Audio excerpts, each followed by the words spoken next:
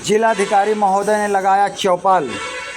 जनपद गोंडा के ब्लॉक बभनजोत में 5 ग्राम पंचायतों में लगाया गया चौपाल, जहां पर जिलाधिकारी ने ग्रामीणों की सुनी समस्याएं। पूकनगर ग्रंट पंचायत भवन, ग्राम पंचायत अगया बुजुर्ग प्राथमिक विद्यालय, ग्राम पंचायत घारीघाट पंचायत भवन, ग्राम पंचायत सबना पंचायत भवन, ग्राम पंचायत पिपरा बारा खां पूर्व माध्यमिक विद्यालय में जिलाधिकारी नेहा शर्मा के द्वारा लगाया गया चौपाल, जहां जिले के अधिकतर अधिकारी और तहसील के अधिकारी मौजूद रहे, जहां पर ग्रामीणों की समस्याएं सुनी गई और वहीं पर समाधान का भी भरोसा दिया गया। जहां पर देखा जा सकता है जिलाधिकारी महोदय के द्वारा अधिकतर सभी ब्लॉकों में चौपाल लगाया जाता है। सबसे ज़्यादा शिकायतें ग्राम पंचायत में तालाब और सड़क आदि की शिकायतें अधिकतर प्राप्त होती है, जहां पर जिलाधिकारी महोदय के द्वारा जाकर ब्लॉक ग्राम पंचायत स्तर में उच्च अधिकारियों और क्षेत्रीय कर्मचारी के सहयोग से वहीं पर निस्तारण करने की कोशिश की जाती है, और अगर निस्तारण नहीं हुआ तो अधिकारियों की और कर्मचारियों की टीम गठित कर दी जाती है, जहां पर इससे ग्रामीण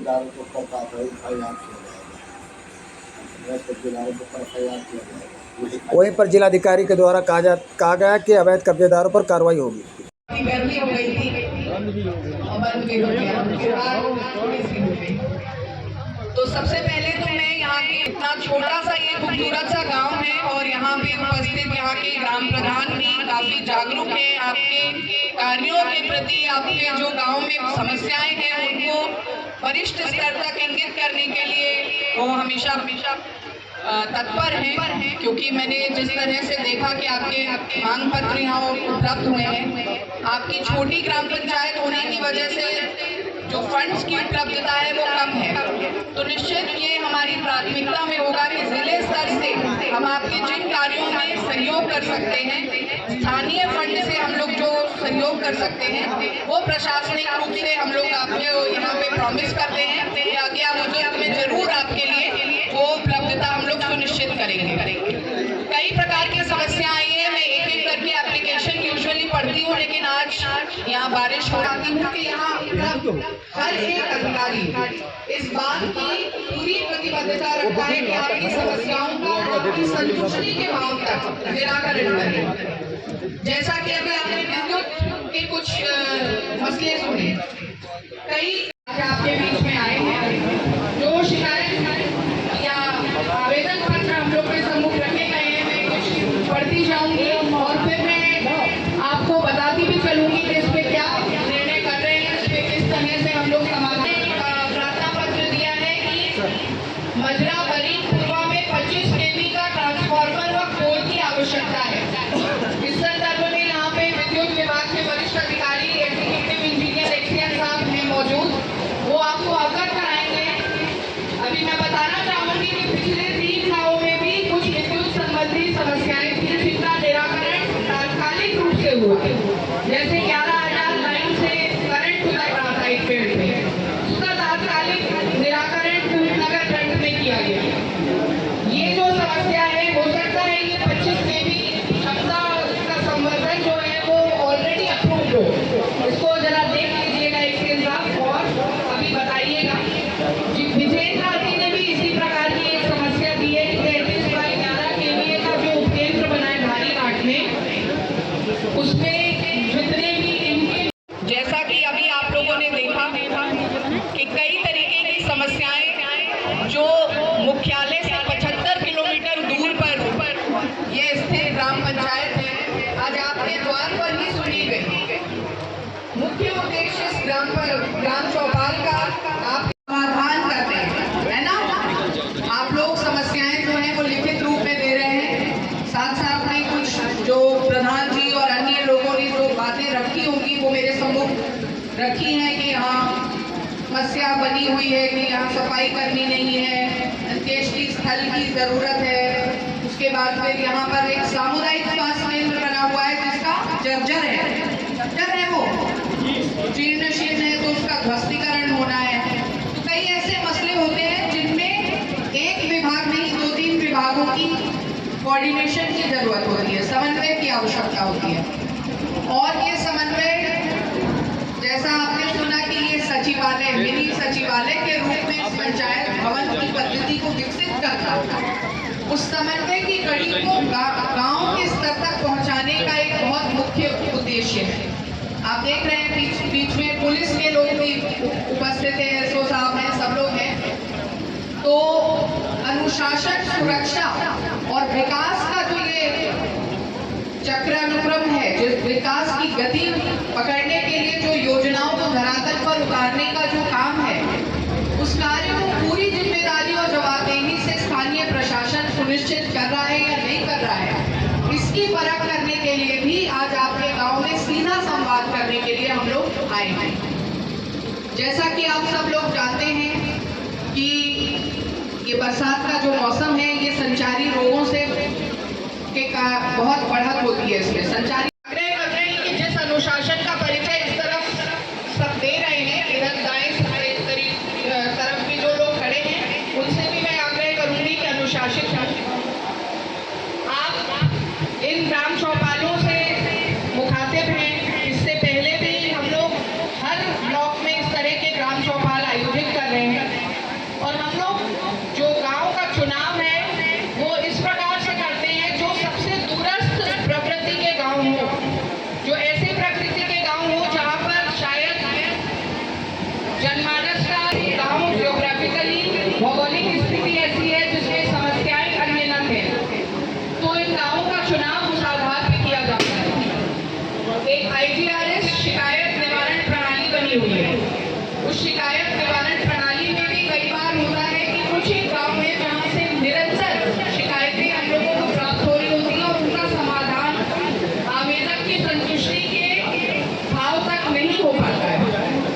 तो इन ग्राम चौपालों से एक सीधा संवाद और स्थानीय स्थितियों का भौगोलिक आकलन करना, ये हम सबका उद्देश्य है और इस उद्देश्य की पूर्ति होता है। तो आप बताइए, यहाँ पे प्रधान जी बताएंगे, क्या यहाँ पे फॉगिंग हो रही है, छिड़काव हुआ है या नहीं हुआ है? आशा है या नहीं, बताइए। संचारी रोग की रोकथाम में जो आपको एंटी लार्वा का छिड़काव करना है वो हुआ है कि नहीं हुआ? बताइए क्यों नहीं हुआ भाई, बताइए। MOIC आए हुए हैं तो उस सब सेंटर ध्वस्तीकरण के लिए अदला-बदली बन गई है।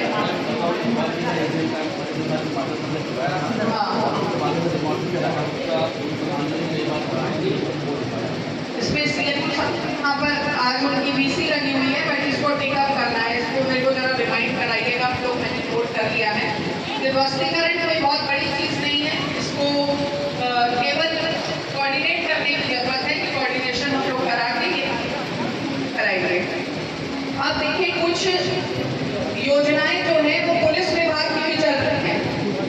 आपका ऑपरेशन दृष्टि टिकटॉक, यहाँ पे कैमरा लगे हुए हैं, 7 कैमरा आपके क्षेत्र में, पूरे इस गांव में भी लगे होंगे।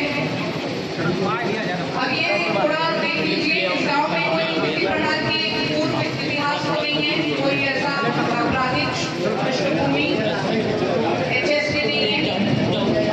एक अभी आप लोगों ने जो जितने हम लोगों को समस्याएं यहाँ पर उपलब्ध कराई हैं, उसमें एक बहुत बड़ी और मेजर समस्या जो निकल कर आ रही है वो मुझे लगता है विद्युतीकरण से संबंधित है कि नहीं? आप में भी लोगों ने, मतलब यहाँ पे 8-9 एप्लीकेशंस एक ही तरीके की देखने में मिली हैं, जिसमें मैं उल्लेख करना चाहूँगी ताकि आपकी एप्लीकेशन मिस ना हो।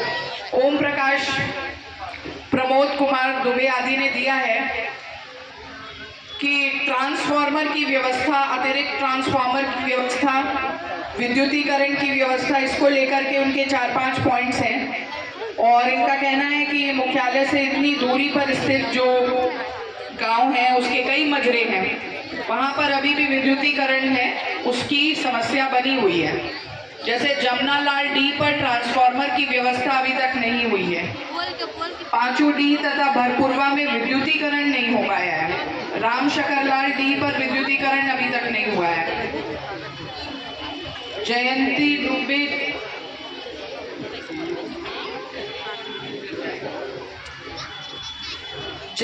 दुबी एवं झुलास डी का विद्युतीकरण अभी तक नहीं हुआ है। इसी प्रकार से गोसाई डी के लिए काफी लोगों ने दिया है, राकेश गोस्वामी, राम केदार, इन्होंने कहा है कि गोसाई डी जो है इसमें भी अभी तक लाइट की व्यवस्था नहीं हो पाई है। राम सुभग,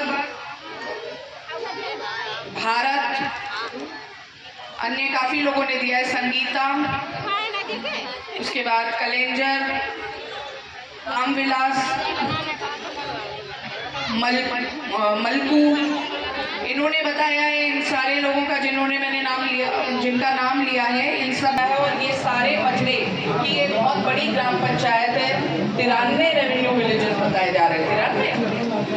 93 मजरे जो हैं उसमें से काफ़ी सारे मजरे अभी भी छूटे हुए हैं और उसमें समस्या बताई गई है विद्युत विभाग से। उसके बाद काशी डी में भी बताया गया है कि विद्युतीकरण अभी तक नहीं हुआ है। जगदीश शादी ने दिया है। विद्युतीकरण को लेकर के तो ये थे। एक और गोसाई डी के लिए एक और एप्लीकेशन है। राम गोपाल आदि ने विद्युतीकरण गोसाई डी के लिए दिया है।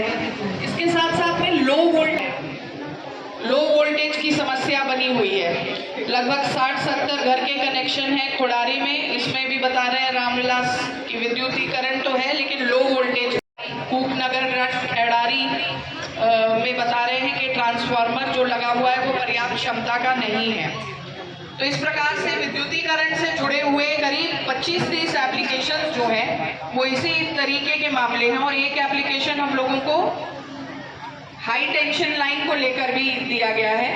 उनका कहना है, परशुराम पुत्र श्री जगराम, इनका कहना है कि चन्नी के घर के ऊपर से 11,000 वोल्टेज की लाइन का जो तार खींचा गया है उस पे उसके नीचे एक आम का पेड़ है और करंट आ रहा है।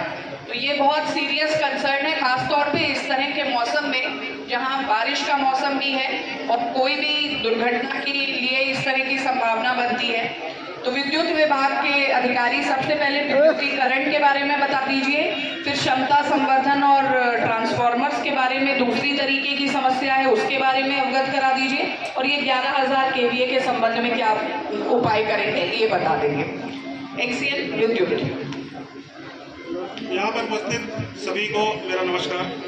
पहले तो मैं विद्युतीकरण के बारे में बताना चाहता हूँ कि ये जो आप लोग जो एप्लीकेशन दिए हैं इसमें से काशी डी है, गोसाई डी है, सुपुल डी है, जमुनालाल डी है, जयंती डी है, ये सब। इसमें कूकनगर जो ये ग्राम पंचायत है इसमें बताना चाहता हूँ जितने भी ये सब नाम बताए गए हैं ये सब सौभाग्य स्कीम के अंदर जो है ये चयनित किए जा चुके हैं।